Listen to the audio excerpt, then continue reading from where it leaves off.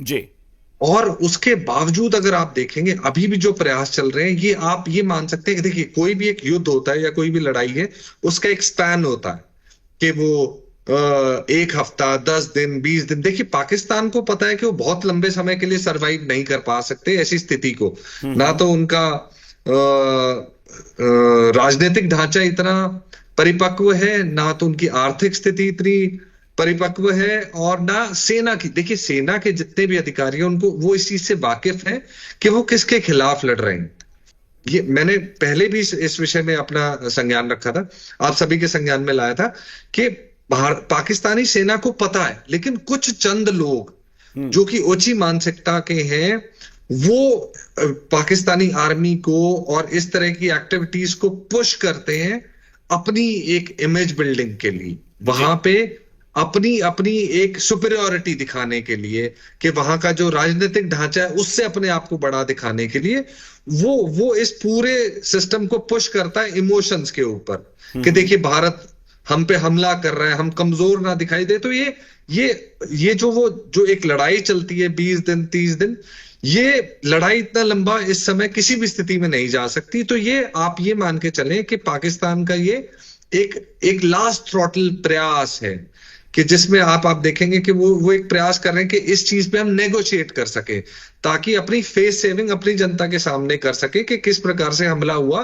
तो हमने भी प्रयास किया। क्योंकि जनता को, सेना को और वहां की आवाम को सबको ये पता है कि इस प्रकार से वो कभी भी सफल नहीं हो सकते, जी। बल्कि इसका फायदा भारत को इसलिए मिला है क्योंकि अंतर्राष्ट्रीय स्तर पर पाकिस्तान बिल्कुल बिल्कुल एक्सपोज हुआ। बिल्कुल। मेजर अभिमन्यु, आपको रोकना चाहूंगा। बड़ी खबर यह है कि दिल्ली में इंडिया गेट का इलाका पूरा खाली करा दिया गया है। इस वक्त की यह बड़ी खबर आ रही है, दिल्ली इंडिया गेट के इलाके को खाली कर दिया गया है। दिल्ली का यह वो इलाका है जहां पर रात भर लोग वहां पर घूमते हैं, बैठे रहते हैं। वहां पर लोग अक्सर रात में ही घर से निकलकर जाते हैं वहां घूमने के लिए, क्योंकि वो इलाका बिल्कुल सिक्योरिटी वाला इलाका होता है, टाइट सिक्योरिटी होती है, वहां रात में भी कोई दिक्कत नहीं होती है, इसलिए लोग जाते हैं घूमने। और इस वक्त इंडिया गेट का पूरा इलाका खाली कराया जा रहा है, सबको वहां से हटाया जा रहा है। यह बड़ी खबर इस वक्त आ रही है, एहतियात के तौर पर बताया जा रहा है कि उस इलाके को खाली कराया जा रहा है।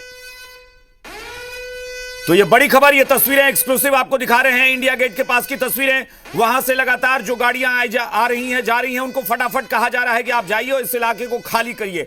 जो लोग वहां बैठे थे उन सबको वहां से हटा दिया गया है और पूरे इलाके को, इंडिया गेट के आसपास के पूरे इलाके को खाली करा दिया गया है। इस वक्त एहतियात के तौर पर यह किया गया है, क्योंकि पाकिस्तान जिस तरह की हरकत करता रहा है, सारी उसकी हरकतें, सारे हमले नाकाम हुए हैं, लेकिन फिर भी ये भारत का जज्बा रहा है कि हम अपने नागरिकों की हिफाजत करते हैं। भारतीय सेना, भारतीय पुलिस नागरिकों की हिफाजत को सबसे पहले रखती है, इसलिए एहतियात के तौर पर सबको कह दिया गया है कि सारे लोग हट जाइए, इस इलाके को खाली कर दीजिए, ताकि किसी तरह की कोई अनहोनी, कोई समस्या ना हो। मेजर अभिमन्यु, इस इलाके को क्या लग रहा है वाकई एहतियात के तौर पर, क्योंकि वीवीआईपी इलाका है, बगल में ही राष्ट्रपति भवन है, बाकी सारे वीवीआईपी एरिया वहीं पर, और उस इलाके को पूरी तरह से खाली करा दिया गया है।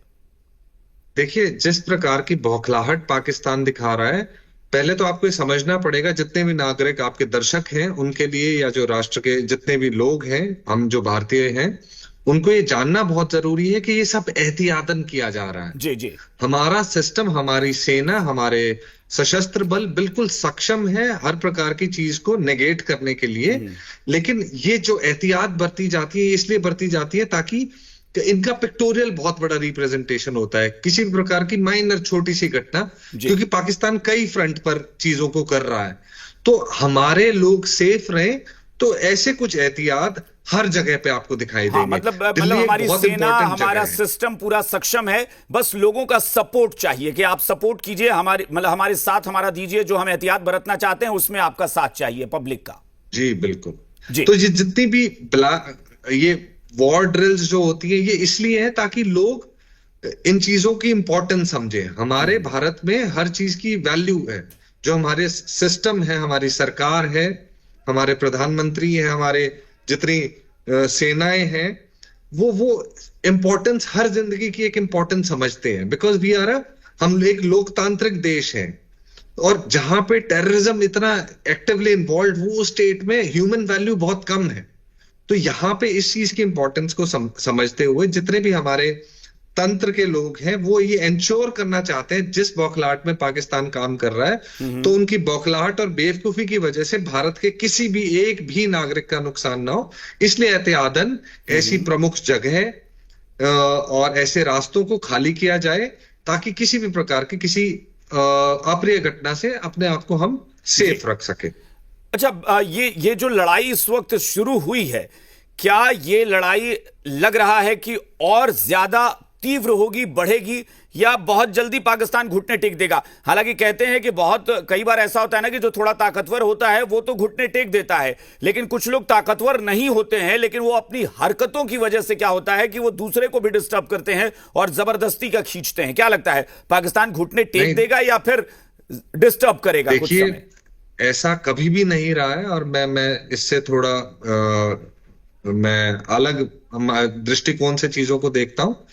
वो जो भारत का सौहार्द या उनका जो नरम रवैया, वो सिर्फ इस वजह से रहा क्योंकि भारत का दृष्टिकोण ग्रोथ के माध्यम पे, अपने अंतरराष्ट्रीय इन्वॉल्वमेंट की वजह से, और जो कि लोगों की जो लाइफ है उसकी वैल्यू अलग तरीके से करता है। और इतिहास इस बात का गवाह रहा है कि हमेशा बड़ा दिल भारत ने दिखाया है, लेकिन अभी बदली परिस्थितियों में, जिस प्रकार से जिस एरा में हम इस समय हैं, इस प्रकार की स्थिति में अगर वही अपेक्षा आपकी भारत से है, तो मैं आपको बिल्कुल क्लियर कट बता देना चाहूंगा कि स्थितियां वैसी बिल्कुल नहीं रहेंगी। नरम दिल दिखाने का समय शायद अब जा चुका मैं कुछ और कह रहा था। मेरा सवाल ये था कि अगर भारत की लड़ाई पाकिस्तान से होती है और भारत की लड़ाई किसी ऐसे देश से होती है जो ताकतवर है, तो अगर उस देश को नुकसान होगा ना, तो वो शायद पीछे हट जाए। मैं उसकी बात कर रहा था कि अगर कोई कभी मजबूत देश होते हैं, वो अगर भारत के आगे कमजोर पड़ रहे हैं तो वो स्वीकार कर लेंगे कमजोर पड़ रहे हैं, लेकिन जो पाकिस्तान एकदम भीख मांगने के कगार पर खड़ा है, वो कई बार इस तरह के जो होते हैं वो जल्दी समझते नहीं है चीजों को, वो जबरदस्ती डिस्टर्ब करते हैं। देखिए, अंतरराष्ट्रीय स्तर पे अगर आप डायनामिक समझते हैं तो आपको ये जानना पड़ेगा कि पाकिस्तान का एग्जिस्टेंस ही भारत की वजह से, ज्योग्राफिकली भी और अंतरराष्ट्रीय स्तर पे, क्योंकि पाकिस्तान जब भी किसी स्तर पे उनको जितनी भी मिलिट्री एड मिलती थी, जितना भी पैसा वो दूसरे राष्ट्रों से लेके आए, दूसरे देशों से लेके आए, वो भारत को दिखा के लाए। दूसरे देश भी सिर्फ इंटरेस्ट, चाइना जैसे देश भी पाकिस्तान में इंटरेस्ट इसलिए रखते हैं ताकि वो डायरेक्ट इन्वॉल्व ना हो सके। तो पाकिस्तान हमेशा एक जरिया रहा है, और वहां की आवाम और कौम हमेशा इस बात को समझ नहीं पाई कि कुछ चंद लोग जो कि पाकिस्तान को चला रहे हैं, वो इस स्तर तक अब पाकिस्तान को ले आए हैं कि अब उनको भी ये चीज सफर करनी पड़ेगी। क्योंकि बिल्कुल मेजर अभिमन्यु रोकूंगा। इस वक्त पाकिस्तान से बड़ी खबर आ रही है, पाकिस्तान से बड़ी खबर आ रही है। पाकिस्तान में नए आर्मी चीफ बनाने की तैयारी हो रही है। नया आर्मी चीफ होगा, मुनीर को हटाने की तैयारी में जुट गया है पाकिस्तान। और खबर यह भी आ रही है कि शमशाद मिर्जा को आर्मी चीफ बनाया जा सकता है पाकिस्तान में। यह बड़ी खबर आ रही है, मुनीर को हटाने की तैयारी शुरू हो गई है और शमशाद मिर्जा को पाकिस्तान आर्मी का नया चीफ बनाया जा सकता है, उसकी तैयारी शुरू हो गई है इस वक्त की। यह बड़ी खबर आ रही है। तो पाकिस्तान में पाकिस्तान आर्मी के जनरल को बदलने की तैयारी हो रही है। जो मुनीर बड़ी बड़ी बातें कर रहे थे, और इस वक्त की एक और बड़ी खबर, पाकिस्तान आर्मी के चीफ मुनीर को हिरासत में ले लिया गया है। यह बड़ी खबर इस वक्त आ रही है कि पाकिस्तान के आर्मी चीफ मुनीर को हिरासत में ले लिया गया है। शमशाद मिर्जा को नया आर्मी चीफ बनाने की तैयारी हो रही है। यह बड़ी खबर इस वक्त, यह बहुत बड़ी खबर है।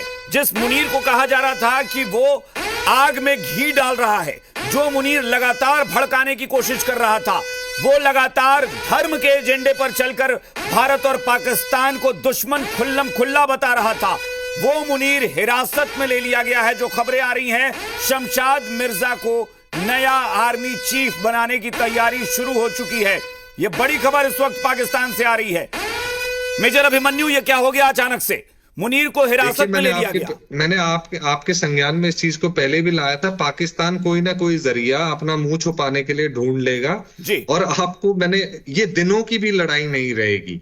ये कुछ चंद घंटे और समय में आप देखेंगे पाकिस्तान अलग अलग तरीके से अपनी फेस सेविंग करेगा। वो अंतर्राष्ट्रीय स्तर पे जाके लोगों के पैर पकड़ेगा कि इस बार भी हमें हिंदुस्तान से बचा लीजिए।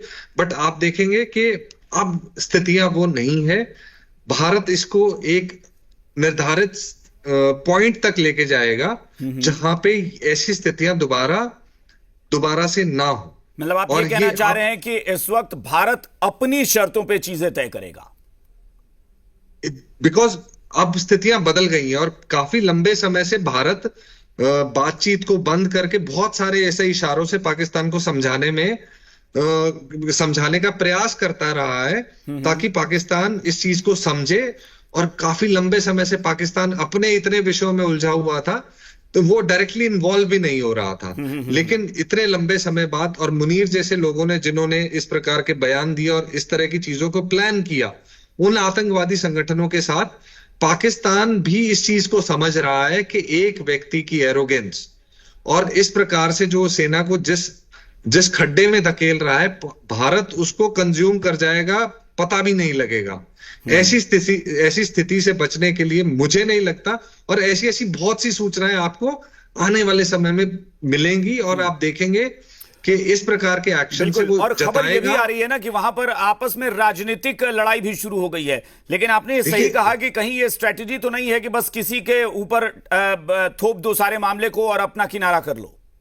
बिकॉज इससे आसान तरीका और कोई नहीं होता किसी भी राष्ट्र के लिए, क्योंकि वो उस स्थिति में जा चुके हैं, या तो अपने राष्ट्र से ही हाथ धो बैठेंगे, नहीं तो उससे बेहतर एक व्यक्ति से हाथ धो के बैठना। लेकिन क्या ये जो तरीका है, और कहा जा रहा है कि शहबाज शरीफ को हटाने के लिए भी दूसरे दलों ने वहां पर मुहिम शुरू कर दी है कि शहबाज शरीफ को भी हटाया जाए, क्योंकि पाकिस्तान में प्रधानमंत्री तो ऐसे बदलते हैं जैसे लोग कपड़े बदलते हैं, प्रधानमंत्री बदल जाते हैं, पता नहीं कितनी जल्दी बदलते हैं कि लोगों को नाम भी याद नहीं रहता कि कौन कौन प्रधानमंत्री बने पाकिस्तान में। देखिए, आपको वहां का ना संगठनात्मक दृष्टिकोण से उनको देखना पड़ेगा। वहां की सेना के रूप में काम नहीं करती, वो एक प्राइवेट कंपनी के तौर पे काम करती है, जो जिसके पास सबसे ज्यादा संसाधन है, इसलिए वो वहां के राजनीतिक स्ट्रक्चर को चैलेंज करती है। वहां पे आप देखेंगे सेना के अपने मॉल्स हैं, अपने हॉल्स हैं, अपने रेवेन्यू जनरेटिंग सिस्टम है। मतलब वो एक कॉर्पोरेट की तरह वहां पे काम करती है, जो कि पाकिस्तान में सबसे सक्षम है, सबसे बड़े हैं financially, they are the most sound people. तो आप देखेंगे कि वहां पे अब पाकिस्तान के बाकी जो जितने लोग हैं, बाकी संगठन है, राजनीतिक लोग हैं, वो इस चीज को समझ रहे हैं कि इतनी बड़ी बेवकूफी जो पाकिस्तान इस समय कर रहा है, ये उनको कितनी भारी पड़ सकती है। देखिए, मैं अभी भी जब तक इस सूचना की पुष्टि नहीं हो जाती, किसी प्रकार का कोई भी ऐसा तथ्य पेश करना बड़ा मुश्किल होगा। लेकिन मैं आपको बता रहा हूं, इस प्रकार की अनेकों सूचनाएं आपको आने वाले दिनों और आने वाले कुछ घंटों में मिलेंगी। और पाकिस्तान बहुत माइंडफुली और टैक्टफुली चीजों को देखता है, क्योंकि वो अपने छिचोरेपन से आज तक अपने आप को जिंदा रख पाया है। लेकिन अब वो समय जा चुका है, और इस प्रकार की गतिविधियों के बाद मुझे नहीं लगता कि अब पाकिस्तान उस स्थिति में है कि इस प्रकार की चीजें वो कंटिन्यू कर पाएंगे। इसीलिए मैं पिछले 3-4 दिनों से इस मसले पर जो डिबेट चल रही है, ऑपरेशन सिंदूर शुरू हुआ है, उससे पहले से जो माहौल बन रहा था, मैं बार बार एक बात कहता हूं कि पाकिस्तान के लिए ये कहावत सबसे ज्यादा मुफीद बैठती है कि लातों के भूत बातों से नहीं मानते, और वही पाकिस्तान है। देखिए, पाकिस्तान एक बहुत ही अलग प्रकार से काम करने वाला राष्ट्र है। वो डिपेंडेंट रहा है, वो वॉर जैसी सिचुएशन में वेपनरी मांगने में डिपेंडेंट रहा है दूसरे देशों पर, विक्टिम कार्ड और पैसे मांगने में भी। ये तरीके रहे हैं पाकिस्तान के। लेकिन पाकिस्तान ऐसा करते करते वो सीमा कब लांघ गए, ये पाकिस्तान को भी शायद आने वाले दिनों में ज्ञात होगा। तो ये अभी चाइना ने हाथ खींच लिया है, क्योंकि अंतर्राष्ट्रीय स्तर पर खुलकर इस वक्त पाकिस्तान का साथ देना किसी के लिए बहुत आसान नहीं है, क्योंकि पूरी दुनिया जान चुकी है कि पाकिस्तान क्या है। जहां पर आतंकी मरता है और उसका अगर जनाजा निकलता है तो वहां पर फौजी वहां सैल्यूट देते हैं और राजकीय सम्मान से अंतिम विदाई दी जाती है। तो वो तो पूरी दुनिया ने देख लिया। इस पहलगाम अटैक के बाद जो ऑपरेशन सिंदूर चला, उसमें आतंकी मरे, उनको सैल्यूट दिया गया। तो चाइना ने हाथ खींच लिया, ईरान से पाकिस्तान इस वक्त मदद मांग रहा है, टर्की है, वो उस वक्त पाकिस्तान का कितना साथ देगा पता नहीं है। तो क्या लगता है कि पाकिस्तान के गिने चुने ही शायद ऐसे देश बचे हैं जो साथ देने के बारे में सोचें पाकिस्तान का? नहीं, देखिए, मैं आपको बिल्कुल स्पष्ट कर दूं, पाकिस्तान के साथ कोई भी नहीं खड़ा है। किसी भी समय और आज भी इस यथास्थिति में भी। बट जो जो बड़े राष्ट्र है जैसे चाइना है, उनके लिए पाकिस्तान एक प्रयोगशाला के रूप में है। जी। उनका जो रिजेक्टेड वेपनरी है उसका प्रयोग कितना वाजिब है कितना नहीं है, वो एक टेस्ट लैब की तरह पाकिस्तान का प्रयोग कर रहा है। और पाकिस्तान को ऐसा करना इसलिए पड़ रहा है क्योंकि फाइनेंशियली वो इन देशों के ऊपर डिपेंडेंट है। तो ये देश कभी भी खुलकर पाकिस्तान के साथ नहीं आएंगे क्योंकि उनको पता है, क्योंकि फाइनेंशियल इंप्लीकेशन इतने बड़े हैं। भारत एक सैन्य मजबूत देश है और आर्थिक तौर पे एक बहुत बड़ा अलाय है। और नई गणना में आप देखेंगे आईएमएफ में चौथे सबसे मजबूत देश के रूप में भारत उभर के आएगा आने वाले कुछ समय में। तो स्थितियां ऐसी हैं कि किसी का भी भारत का विरोध करना अभी बिल्कुल नामुमकिन के बराबर है। और अभी जो स्थिति पाकिस्तान ने बना ली है, भारत के जो सिविल एरियाज को अटैक कर कर या इस प्रकार की एक्टिविटी को शो कर, जो कि भारत ने पाकिस्तान के उग्रवादी संगठनों के खिलाफ की थी, उसके रिटेलिएशन में सिविल लोगों के ऊपर अटैक करना जो कि सफल भी नहीं हुए। उस स्थिति में पाकिस्तान को, आप जब इस स्थिति से निकलेंगे उस समय पाकिस्तान की जवाबदेही इतनी मुश्किल हो जाएगी कि वो अंतरराष्ट्रीय स्तर पे आपको कहीं भी खड़े नहीं दिखाई देंगे। ये लड़ाई जो है, मैं चूंकि बार बार मुझे लग रहा है कि ये इसलिए इस वक्त सबसे बड़ा सवाल बना हुआ है कि चूंकि भारत चाहेगा कि ये लड़ाई जल्द से जल्द खत्म हो, क्योंकि भारत बहुत ज़्यादा हमेशा, लेकिन आपने कहा कि चूंकि समय बदल गया है, भारत अंजाम तक इसको पहुंचाएगा, लेकिन अंजाम तक पहुंचाने में समय क्या लगेगा ये बहुत बड़ा महत्वपूर्ण है। क्योंकि होता है कि जंग अगर हो रही है तो दोनों तरफ थोड़ा बहुत नुकसान तो दोनों तरफ होता है। भारत को भी नुकसान होगा, भारत का भी अपना जो है सोचना है भारत को कि हम कैसे चीज़ों को जल्द से जल्द ठीक करें। तो क्या ये लड़ाई आप लंबी खिंचती देख रहे हैं? कुछ अंदाजा? देखिए, जितना नुकसान भारत ने अपने बड़प्पन दिखाने से अपना अब तक कराया है, सिर्फ बड़ा दिल होने के नाते, तो आप ये मान के चलिए जो आर्थिक स्थिति और जो सैन्य क्षमता है पाकिस्तान की, ये बहुत लंबा समय पाकिस्तान इस सिचुएशन को, इस पोजीशन को रिटेन नहीं कर पाएगा। और भारत इसको इसलिए उस स्तर तक। बड़ी खबर इस वक्त एक और आ रही है, और ये खबर बलूचिस्तान से आ रही है। बलूचिस्तान से इस वक्त बड़ी खबर, पाकिस्तान की कई चौकी वहां तबाह हो चुकी हैं बलूचिस्तान में, यानी यहां भी भारतीय सेना ने जंग छेड़ दी है।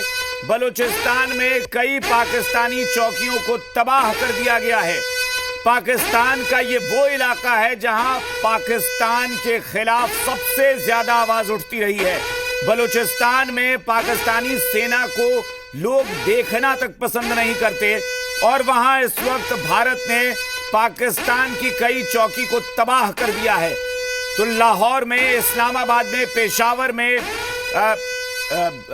आपको बलूचिस्तान में, इन तमाम जगहों पर एक जैसे हालात बन गए हैं और धमाके इतने हुए हैं। पेशावर में ही सिर्फ कहा जा रहा है कि लगभग 20 धमाके हुए हैं अलग अलग जगहों पर। और बलूचिस्तान में जाहिर तौर पर पाकिस्तान के लिए सबसे बड़ी चुनौती है, क्योंकि बलूचिस्तान में पाकिस्तान के विरोध में सबसे ज्यादा आवाज उठने वाली वो जगह है। कहें तो विद्रोह होता है पाकिस्तान की आर्मी के खिलाफ, पाकिस्तान की सरकार के खिलाफ। और आज दिन में भी ये खबर आई थी कि वहां पर पाकिस्तानी झंडे हटा दिए गए और बलूचिस्तान का अपना झंडा वहां लगा दिया गया। तो ये इस वक्त की सबसे बड़ी और महत्वपूर्ण खबर इसलिए कि बलूचिस्तान पाकिस्तान के लिए एक बड़ी चुनौती है, और उसी बलूचिस्तान में इस वक्त पाकिस्तान के खिलाफ कार्रवाई हो रही है, बहुत बड़ी कार्रवाई हो रही है। पाकिस्तान की कई चौकियों को तबाह कर दिया गया है, उन्हें ध्वस्त कर दिया गया है, और बलोचों ने भी कई पाकिस्तानी सैनिकों को मार गिराया है। कराची से खबर, एक के बाद एक 12 धमाके हुए हैं कराची में। ये कराची से खबर आ रही है, 12 धमाके कुल हो चुके हैं कराची के भीतर, 20 धमाके पेशावर में हुए हैं। तो कोई भी इलाका, पाकिस्तान के बड़े जितने शहर हैं, वहां पर इस वक्त भारतीय सेना ने कहर बरपाया है। और यह बहुत जरूरी था पाकिस्तान के लिए, क्योंकि पाकिस्तान समझने को तैयार नहीं है, सबक सीखने को तैयार नहीं है। तो इस बार भारत ने भी ठान लिया है कि ऐसा सबक, इतना बड़ा इनको झटका देना है, ऐसी चोट पहुंचानी है कि फिर पाकिस्तान कभी इस बात को भूल ना सके। तो ये इस वक्त की तस्वीरें हैं। बलूचिस्तान के बारे में मेजर अभिमन्यु आपसे बात करना चाहूंगा। ये एक बहुत बड़ा संकट है पाकिस्तान के लिए, जो पाकिस्तान अब तक दबाता आ रहा था, लेकिन इस वक्त भारत की सेना जो कार्रवाई कर रही है, वहां बलोचों को मौका मिल गया है, वो पाकिस्तानी सेना को मार रहे हैं। हमेशा एक औजार की तरह प्रयोग करता रहा, जबकि उनका आंतरिक एक विषय रहा है शुरू से बलूचिस्तान।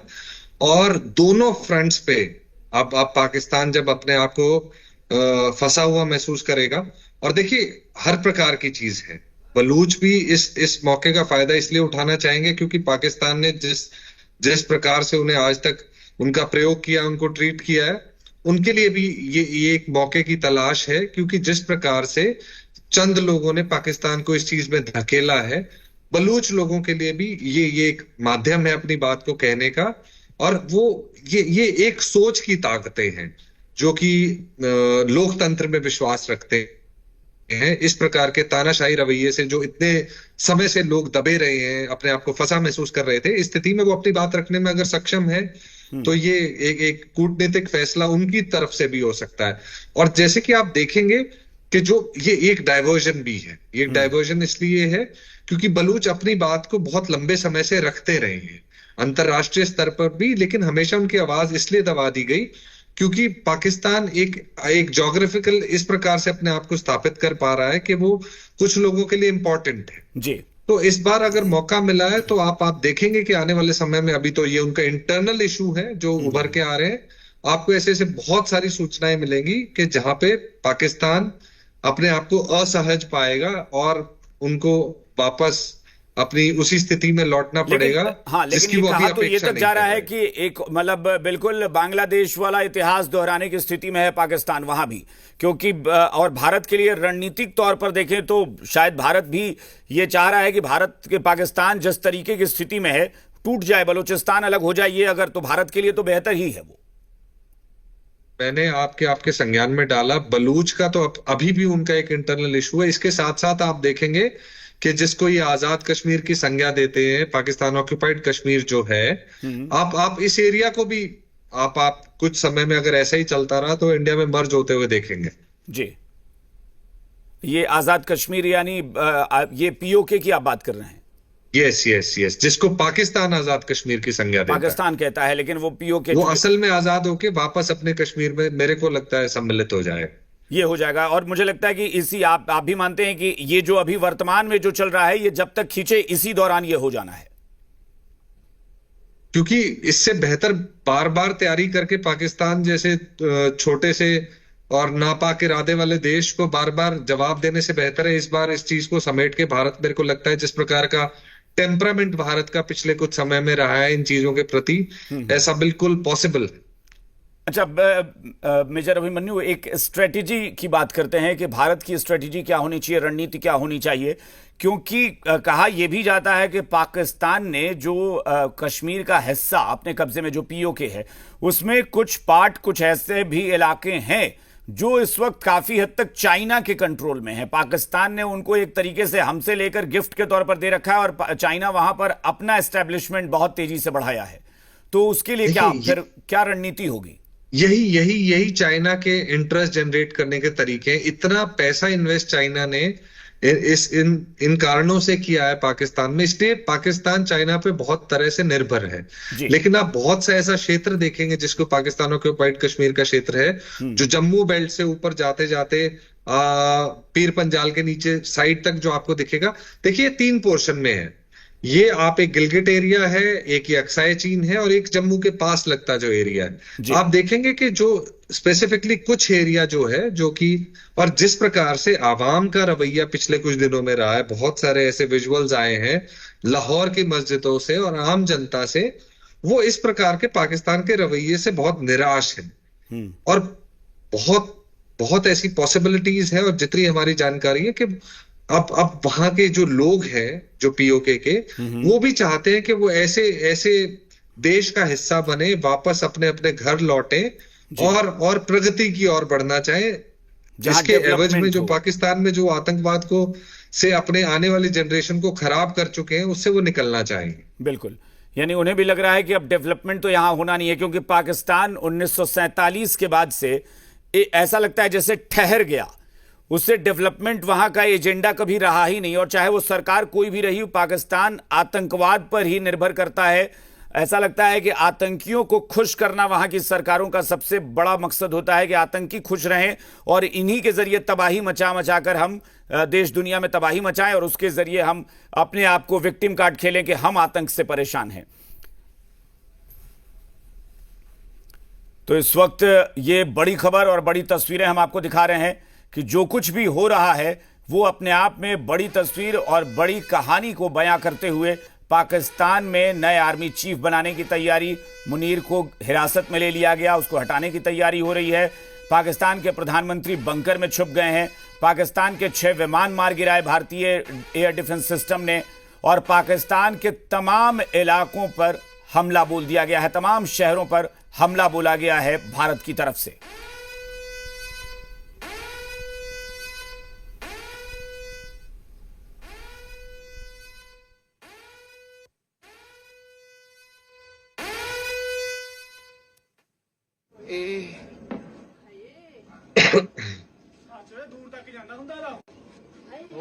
जी मेजर अभिमन्यु, मैं आपसे वही पूछ रहा था कि पाकिस्तान पूरी तरह से ऐसा लगता है कि आतंक पर ही शुरू से 1947 के बाद से पाकिस्तान ने डेवलपमेंट पे फोकस नहीं किया, आतंक की फैक्ट्री चलाने पर ही फोकस रहा और खुद को बताता रहा कि नहीं हम तो विक्टिम हैं, हम तो झेल रहे हैं आतंक को, और इसके जरिए दुनिया से वो फंड लेता रहा। देखिए, बहुत सारे 1958, 1977, 1999 में जो सैन्य तख्ता पलट का जो एक तौर तरीका रहा है पाकिस्तान में सेना का वापस पावर में आने का, और पिछले कुछ समय में इमरान खान की जो सरकार थी 18 से 22 तक जो चली, सेना के समर्थन जिसको प्राप्त था, लेकिन बाद में फिर वो चीज बिगड़ गई क्योंकि सेना अपना कंट्रोल दोबारा से रिवाइव करना चाहती है।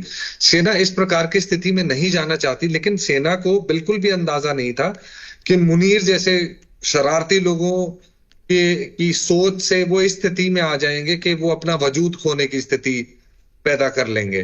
और आप देखेंगे कि इतना इंटरवेंशन रहा है उन संगठनों का, उन लोगों का, जो कि सिर्फ अपनी प्रेजेंस को शो करने के लिए राष्ट्र को द्वितीय पंक्ति में ले गए, और पाकिस्तान इस स्थिति में अपने आप को पा रहा है जिसमें सेना एक अलग स्तर पर एक अलग भूमिका में खड़ी है। और देखिए, पॉलिटिकल लोगों की एक मजबूरी है पाकिस्तान में, क्योंकि वो जानते हैं, लेकिन वो इस प्रकार से अपने एकदम से अलग खड़े होकर सेना से अपने आप को कहीं पाते नहीं, क्योंकि उनको वो विरोधाभास उनको भविष्य में तंग कर सकता है। तो इस प्रकार की स्थिति में पाकिस्तान अपने आप को ले आएगा, ये किसी को भी इस तरह का कोई अपेक्षा या आइडिया नहीं था। बट यदि अब पाकिस्तान इस स्थिति में है तो आप देखेंगे कि ये स्थिति बहुत लंबा पाकिस्तान शायद नहीं इसको झेल पाएगा, और इसको टालने के लिए हर भरसक प्रयास करेगा पाकिस्तान।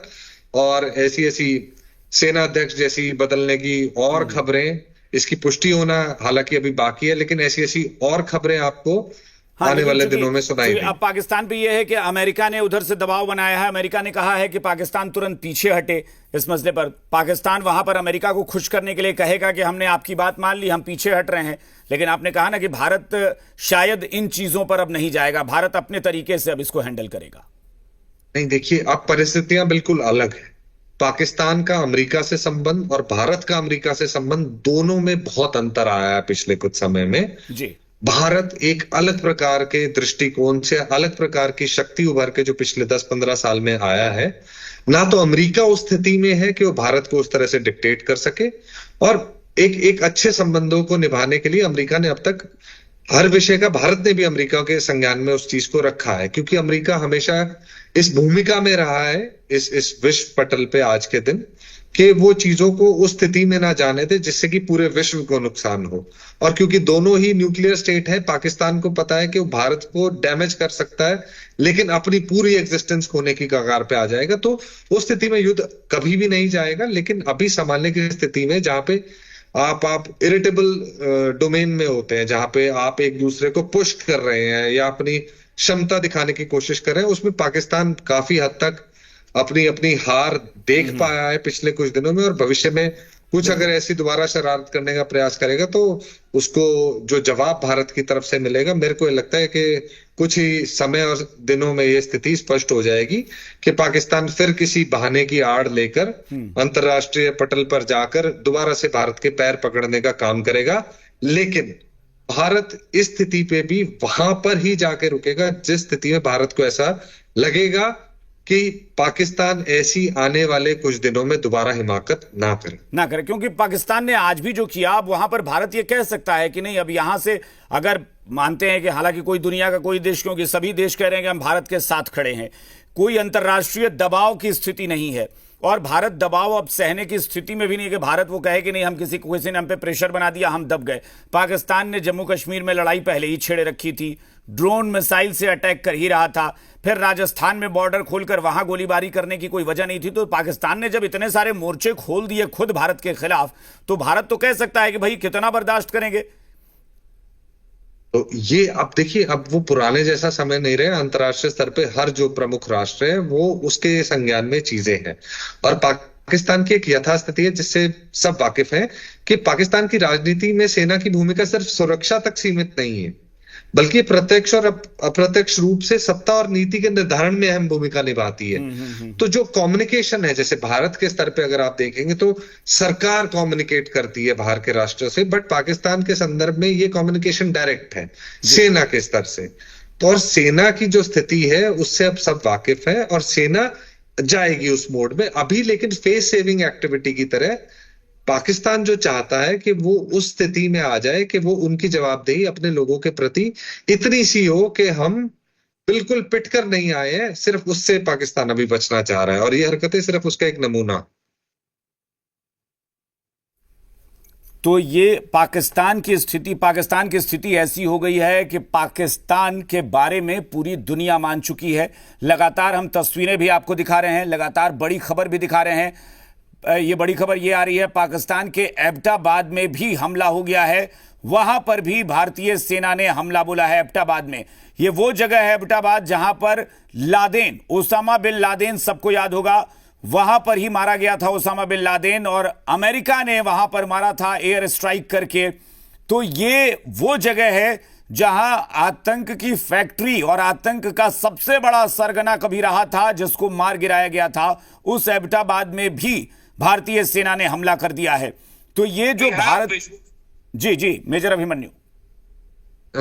देखिए, मैं जो आपके संज्ञान में लाना चाह रहा था वो ये है कि पाकिस्तान इस चीज से वाकिफ है। देखिए, कोई भी राष्ट्र ऐसा नहीं होता, सब अपनी सैन्य क्षमताओं को समझते हैं, देखते हैं, लेकिन पाकिस्तान इस चीज से वाकिफ होने के बाद भी सिर्फ एक प्रयास के तौर पे इन चीजों को कर रहा है, एक शरारत के तौर पे, ताकि विश्व पटल पे वो दिखा सके कि वो लड़ने के सक्षम है। वो जीतने के सक्षम नहीं है, ये सबको पता है, बस सिर्फ वो लड़ने के सक्षम है इस चीज को पोर्ट्रे करने के लिए। लेकिन वो ये नहीं समझ रहा है कि इसको पोर्ट्रे करने में वो कितना नुकसान करा लेगा पाकिस्तान, ये अभी उसकी समझ में क्यों नहीं आ रहा है। इसमें शायद कुछ घंटे और लगेंगे, समझ जाएंगे। यानी पाकिस्तान को वाकई अब सबक सिखाने वाली स्थिति में है और पाकिस्तान सबक कब तक सीखता है, कितना सीखता है, ये इसकी गारंटी तो कोई ले ही नहीं सकता कि पाकिस्तान कब तक क्या करेगा और कितना करेगा, कितनी समझ से करेगा। और जिन इलाकों में, अब मैं एक बार आता हूं पाकिस्तान में, जहां जहां हमले हुए हैं, कहां कहां इलाका आपको लगता है कि आपके हिसाब से बहुत ज्यादा इस वक्त पाकिस्तान के लिहाज से बहुत सेंसिटिव था? इस्लामाबाद, जहां पर प्रधानमंत्री आवास, वहां पर हमला, या फिर पेशावर या लाहौर या रावलपिंडी, कौन सा इलाका आपको लगता है कि वहां जाने के बाद इसका मतलब है कि पाकिस्तान की हालत खस्ता हो गई है? देखिए, ये क्या है, ये सिर्फ भारत की तरफ से इंडिकेशंस है, चाहे वो सियालकोट से संबंधित हो, चाहे वो इस्लामाबाद है, चाहे लाहौर है, चाहे उनके पोर्ट्स हैं, चाहे उनका एंटी डिफेंस सिस्टम है जिसको टारगेट किया गया। ये सिर्फ भारत की तरफ से इंडिकेशंस है कि आप उस स्थिति तक मत जाएं, आप भारत को इतना ना उकसाएं कि वो आपके प्राइमरी जो मिलिट्री टारगेट्स हैं उनको निस्ते नाबूद कर दे कुछ समय में। लेकिन देखिए, ये इंडिकेशंस है, क्योंकि भारत का जवाबदेही ज्यादा है हर पटल पर। पाकिस्तान की कोई जवाबदेही नहीं है। उनका चरित्र पहले भी विश्व के सामने आया, चाहे वो ओसामा बिन लादेन के समय रहा हो, चाहे वो उनका तालिबान में सहयोग के तौर पे रहा। और ऐसा नहीं है, पाकिस्तान उग्रवाद का विक्टिम पहले भी रहा है, और सेना की जो भूमिका रही है शुरू से, जब से पाकिस्तान बना है, वो सबके नोटिस में है। ये मतलब इट्स अ फैक्चुअल थिंग, मतलब इसमें कोई विरोधाभास नहीं है किसी के मन में। तो ये जो स्थिति है, पाकिस्तान सिर्फ प्रयास कर रहा है अपनी एग्जिस्टेंस को शो करने का। और ये जो एरियाज हैं, जैसे कराची पोर्ट है, जी। ये इतने डोमिनेंट और प्रोमिनेंट एरियाज हैं। और जब इंडिया कोई भी कराची में, इस्लामाबाद में जब भी अटैक कर रहा है, तो इंडिया सिर्फ इंडिकेट करना चाह रहा है कि आप इतना मत उकसाएं कि आप भारी नुकसान झेलें।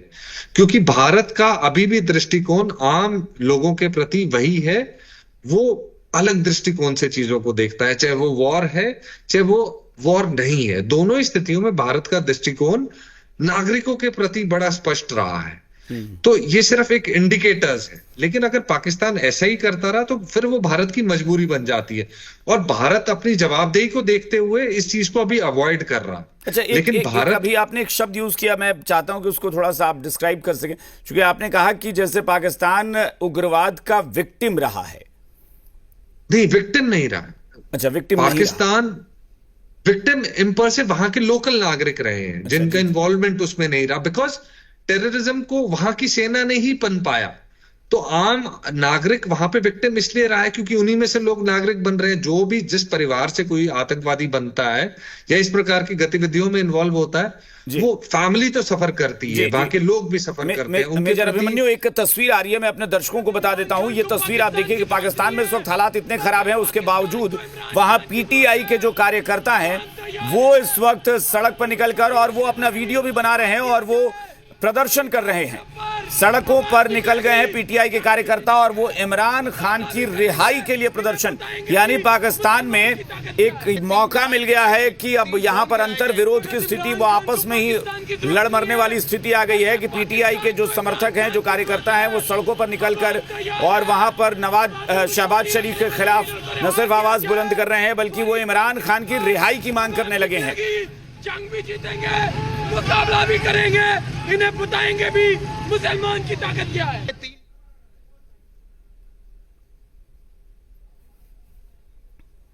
तो ये इस वक्त जो तस्वीरें आ रही हैं कि वहां पर आपस में अब अंतर विरोध है, अंतर कलह है, या सियासी लड़ाई आपस में छिड़ गई है। अमेरिका ने पाकिस्तान को बड़ी चेतावनी दी है और कहा है कि पाकिस्तान को तुरंत पीछे हटना चाहिए, स्थिति और बिगड़नी नहीं चाहिए, ये कहा है अमेरिका ने पाकिस्तान को। ये अमेरिका की चेतावनी, पाकिस्तान पर दबाव बनाने की कोशिश कि पाकिस्तान पीछे हटे और इस स्थिति को तत्काल नियंत्रण में लाने की पहल करे। और इस वक्त बड़ी खबर आ रही है, पाकिस्तान के अडियाला जेल को तोड़ने की तैयारी चल रही है। इमरान खान के समर्थक अडियाला जेल पहुंच गए हैं। पाकिस्तान की जेल को, अडियाला जेल को तोड़ने की तैयारी कर रहे हैं पीटीआई के कार्यकर्ता, इमरान खान के समर्थक। बड़ी खबर इस वक्त आ रही है पाकिस्तान से, इमरान खान के समर्थक अडियाला जेल पहुंच गए हैं, जेल तोड़ने की तैयारी कर रहे हैं और रिहाई की मांग, इमरान खान को रिहा करने की मांग कर रहे हैं। और नहीं तो अडियाला जेल तोड़ने के लिए अडियाला जेल के बाहर पहुंच चुके हैं इमरान खान के समर्थक। तो ये इस वक्त पाकिस्तान की स्थिति है। आप बताइए, जेल तोड़ने की तैयारी, मेजर अभिमन्यु इमरान खान को रिहा करने के लिए जेल तोड़ने के लिए पहुंच चुके हैं जेल के बाहर। बताया जा रहा है कि हजारों की संख्या में कार्यकर्ता पहुंच गए हैं। जब वो उन्होंने पाकिस्तान को संभाला प्रधानमंत्री के तौर पे, वो एक लिबरल चेहरे के रूप में आगे आए थे। और आप इसको बिल्कुल भी अतिशोक्ति ना मानिए कि ये पाकिस्तान सेना द्वारा करवाई गई कार्रवाई भी हो सकती है, ताकि वो उनको जेल तोड़वा के बाहर लेके आए और उनके चेहरे से माफी मांगे कि अब पाकिस्तान फिर बदल गया है, वो बाहर आ गए हैं। और इमरान खान द्वारा ऐसी आपको बहुत सी हरकतें और सूचनाएं आने वाले समय में मिलेंगी। क्योंकि पाकिस्तान, आप जब भी हम ये बोल रहे हैं कि पाकिस्तान और भारत की लड़ाई, वॉर जब शब्द हम यूज करते हैं, वॉर एक बड़ा परिदृश्य है। मतलब उसका स्फेयर बहुत बड़ा है। वॉर की स्थिति में पाकिस्तान नहीं है जी। उसकी इंटरनल डिस्टरबेंसेस इतनी है। अभी आप कुछ समय में देखेंगे पाकिस्तान के विद इन पाकिस्तान इतनी हलचल होगी कि लोगों का बराबर ध्यान पाकिस्तान में चल रही गतिविधियों पे आ जाएगा इस लड़ाई के एवज में। जी, तो मतलब यहां पर ये इमरान खान को अगर रिहा करने के लिए जेल तोड़ दिया जाए, मान लेते हैं कि इस तरह की स्थिति, क्योंकि गृह युद्ध वाली स्थिति बन जाएगी, तो वहां आप परिवर्तन किस तरह का देख रहे हैं अगर वो बाहर आ जाते हैं तो? देखिए, पाकिस्तान इस समय गृह युद्ध, आर्थिक युद्ध और भारत से युद्ध तीनों स्थितियों में अटका हुआ, और भारत से युद्ध का चेहरा छुपाने के लिए वो इन चीजों में उलझ के अपने आप ही शांत होके इस स्थिति में आ जाएगा कि बाकी लोग बोलेंगे कि परिस्थितियां अलग अलग स्तर पे इतनी खराब हो गई हैं, और एक नया चेहरा दिखा के उससे माफी मंगवा के पाकिस्तान अपना मुंह छुपाकर भागना चाहेगा। ऐसी स्थिति आएगी और हम रेफर करेंगे इस बातचीत को कुछ समय और कुछ दिनों के अंदर कि हमारी और आपकी इस विषय में बातचीत हुई थी, और ऐसा ही चीजें आपको आने वाले दिनों में दिखाई देंगी। इस वक्त एक और बड़ी खबर आ रही है, मैं आपको रुकना चाहूंगा। इस वक्त डोनाल्ड ट्रंप का बयान, अमेरिका के राष्ट्रपति डोनाल्ड ट्रंप का बड़ा बयान आया है और उन्होंने कहा है कि पाकिस्तान पूरे एशिया का माहौल खराब कर रहा है, पाकिस्तान को एशिया का माहौल नहीं बिगाड़ना चाहिए, इसलिए तत्काल पीछे हटे पाकिस्तान। यह डोनाल्ड ट्रंप का बयान बहुत महत्वपूर्ण है। उसने यह नहीं कहा कि वो सिर्फ भारत के साथ रिश्ते, बल्कि ट्रंप ने कहा है कि पाकिस्तान पूरे एशिया का माहौल खराब कर रहा है, इसलिए तत्काल पीछे हटे पाकिस्तान। यह एक और दबाव, और यह सीधा ट्रंप की ओर से बयान जारी किया गया है कि एशिया का माहौल न बिगाड़े पाकिस्तान, इसलिए बेहतर होगा कि अड़ियल रवैया छोड़े और पीछे हटे Pakistan. Major Abhimanyu, Donald Trump ने पूरे एशिया का माहौल बिगाड़ने का आरोप लगाया है पाकिस्तान के ऊपर।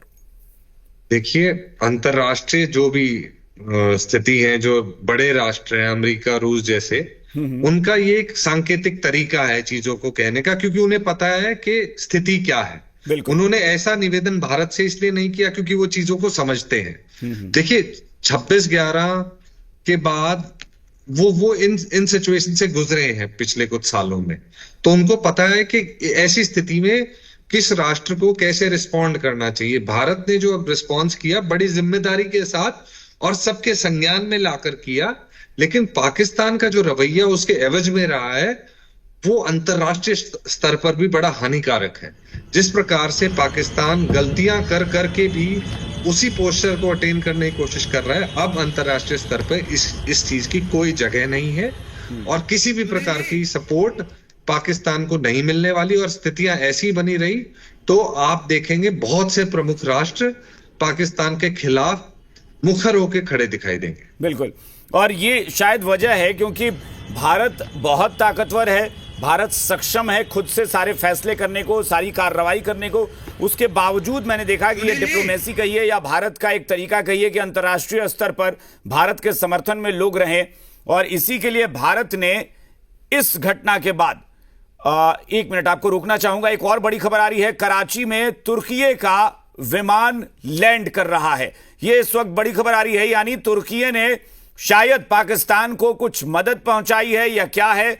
बताया जा रहा है कि तुर्की का मालवाहक जहाज पाकिस्तान पहुंचा है, यह बड़ी खबर इस वक्त आ रही है। तुर्की का मालवाहक जहाज पाकिस्तान पहुंचा है। पाकिस्तान में अब सामान किस तरह का आया है तुर्की की तरफ से, क्योंकि हमने पहले ही चर्चा हम लोग कर रहे थे कि तुर्की एक ऐसा देश है जो भारत के खिलाफ अक्सर बोलता रहता है और बहुत बार भारत ने उसे चेताया भी है, लेकिन वो इस वक्त कराची में तुर्की का एक मालवाहक विमान जो है वो लैंड किया है। क्या हो सकता है, इसके मायने क्या हो सकते हैं मेजर अभिमन्यु, तुर्की का जहाज पाकिस्तान में लैंड करना इस वक्त? देखिए, अब जो स्थिति है इस समय पे किसी भी तीसरे राष्ट्र का इसमें किसी भी प्रकार का सहयोग एक्सटेंड करना, जो कि मुझे अपेक्षित नहीं है, लेकिन अगर ऐसा किया जाता है तो आप देखेंगे तुर्की जिन राष्ट्रों के खिलाफ अब तक बोलता रहा है, अगर वो भी इस लड़ाई में इन्वॉल्व हुए तो स्थितियां पाकिस्तान के लिए बहुत खराब होने वाली है। नुकसान इसमें तुर्की से ज्यादा पाकिस्तान का होगा। ये एक ऐसी स्थिति है जिसमें एक कमजोर व्यक्ति जो कि जोर जोर से चिल्ला रहा है, उसे आके कोई उकसा रहा है तो वो उसकी मदद करने की बजाय उसकी स्थिति को खराब करने में ही सहयोग करेगा। और तुर्की अगर ऐसी स्थिति में अपने आप को पाता है तो आपको तुर्की को जवाब देने वाले और बहुत राष्ट्र मिल जाएंगे जो कि तुर्की से डील करने के लिए तैयार हैं इस स्थिति में। बिल्कुल, जाहिर तौर पर तुर्की कहीं नहीं टिकेगा, उनके आगे ऐसे ऐसे राष्ट्र हैं जो तुर्की के खिलाफ खड़े हो जाएंगे। तो फिर चलिए, बहुत बहुत शुक्रिया मेजर अभिमन्यु, आपने काफी वक्त दिया, हमसे बातचीत की, बहुत बहुत शुक्रिया हमारे साथ जुड़ने के लिए। जी बहुत बहुत शुक्रिया। तो मेजर अभिमन्यु हमारे साथ डिफेंस एक्सपर्ट लगातार जुड़े रहे और उन्होंने बहुत सारी बातें बताई, लेकिन इस वक्त बड़ी बात यह है कि पाकिस्तान अब क्या करेगा। भारत ने पाकिस्तान को बार बार चेताया कि अपनी हरकतों से बाज आओ, अपनी हरकतों को सुधारो, अपनी हरकतों को रोको, कंट्रोल करो, क्योंकि आतंकी हमले करके बार बार डिस्टर्ब करना पाकिस्तान की आदत रही है, हमें नुकसान पहुंचाने की उसकी आदत रही है आतंकवादियों के जरिए। लेकिन इसके बाद भारत ने जब जवाब दिया तो पाकिस्तान के छक्के छुड़ा दिए हैं। पाकिस्तान के 100 से ज्यादा टारगेट निशाने नाकाम कर चुका है भारत का S-400 एयर डिफेंस सिस्टम जो है। अब आप समझिए कि ये हमारा जो भारत का एयर डिफेंस सिस्टम है वो कितना स्ट्रांग है, कितना सटीक है, कितना सही तरीके से वो कारगर साबित हो रहा है। उसने 100 से ज्यादा हमलों को, टारगेट को नाकाम किया है।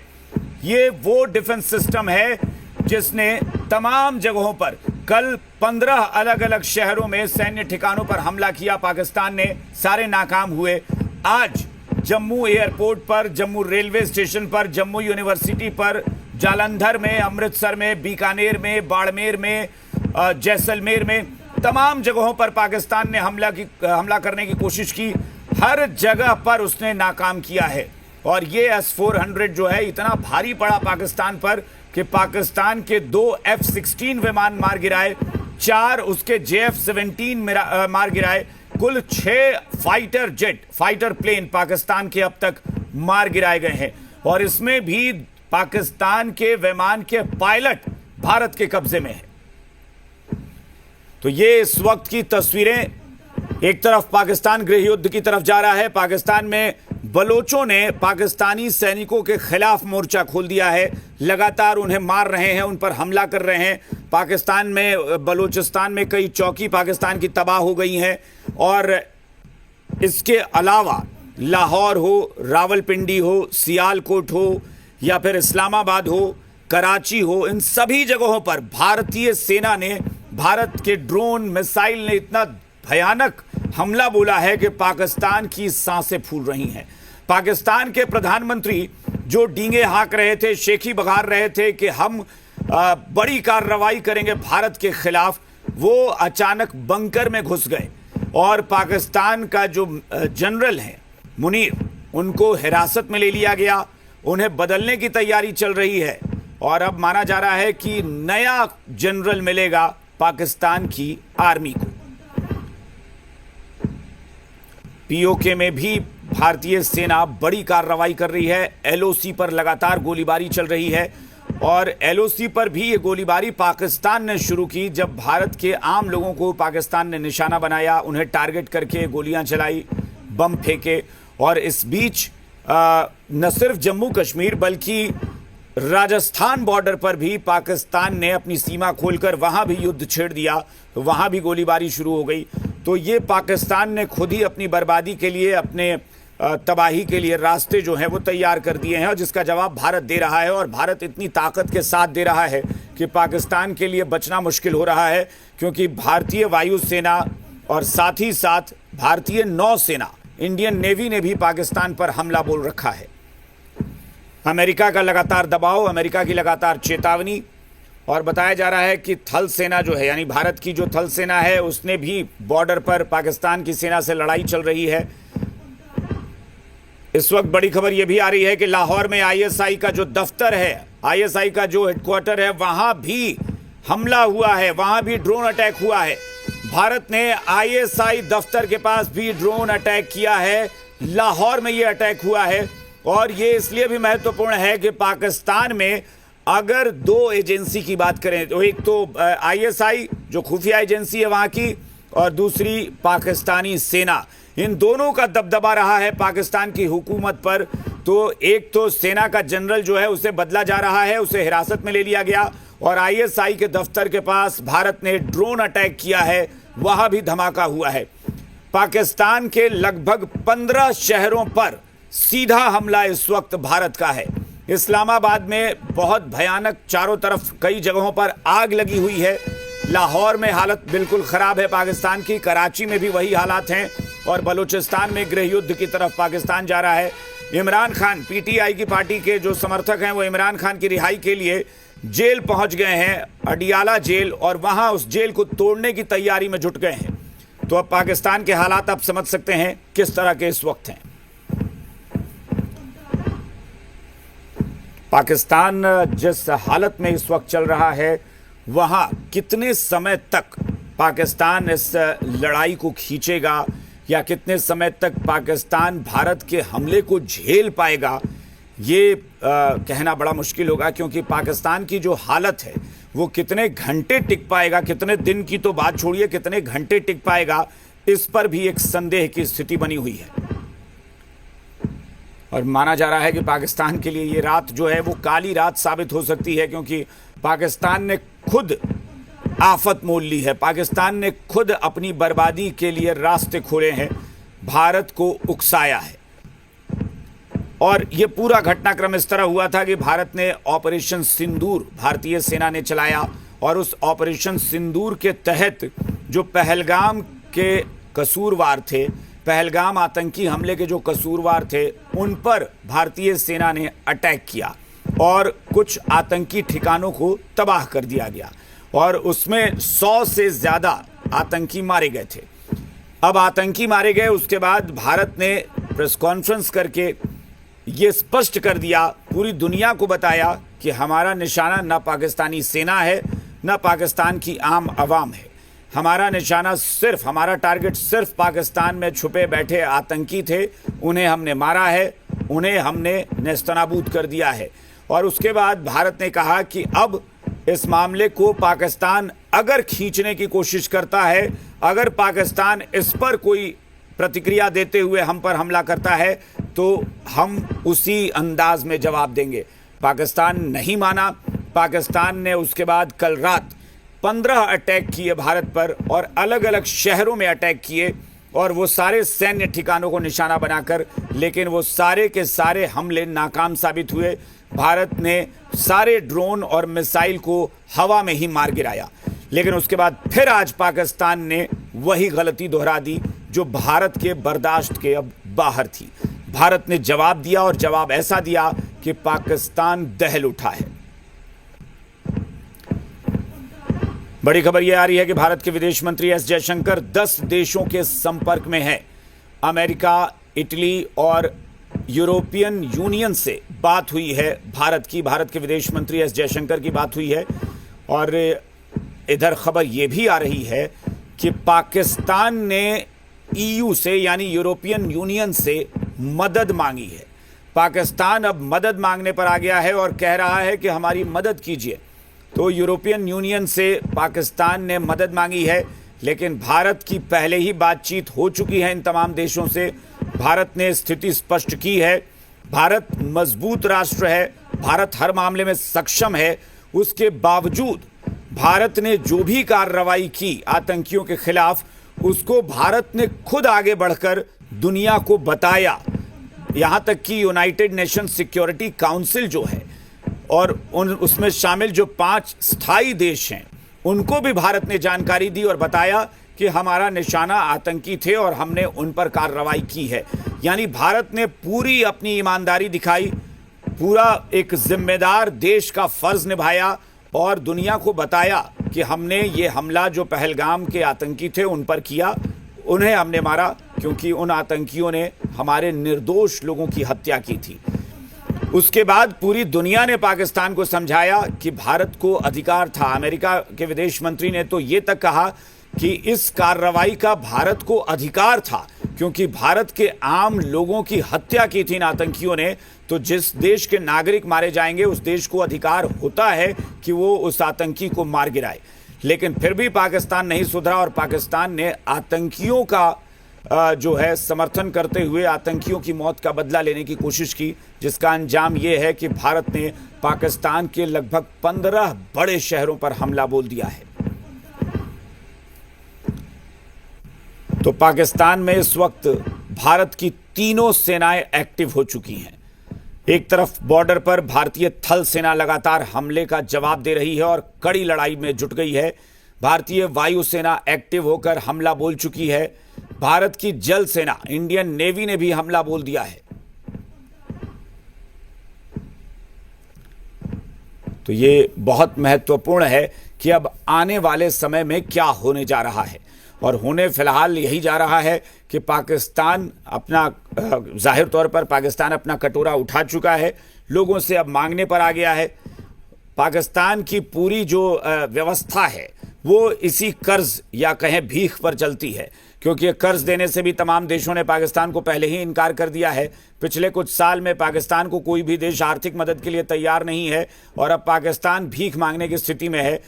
एक दिन की लड़ाई भी नहीं हुई है, थोड़ी बहुत ड्रोन से और मिसाइल से एक दूसरे पर हमला हुआ, उसके बाद पाकिस्तान ने तुरंत ईरान से मदद मांग ली और कहा कि हमें ड्रोन चाहिए। यानी पाकिस्तान की हालत क्या है ये बेहतर समझा जा सकता है। पाकिस्तान के सबसे ताकतवर फाइटर प्लेन की बात करें, जो F-16 था, उसको भारत के S-400 एयर डिफेंस सिस्टम ने मार गिराया। वो भी दो F-16 मार गिराए गए, JF-17 मार गिराए गए, और पाकिस्तान इन्हीं हथियार और इन्हीं विमानों पर इतराता रहा।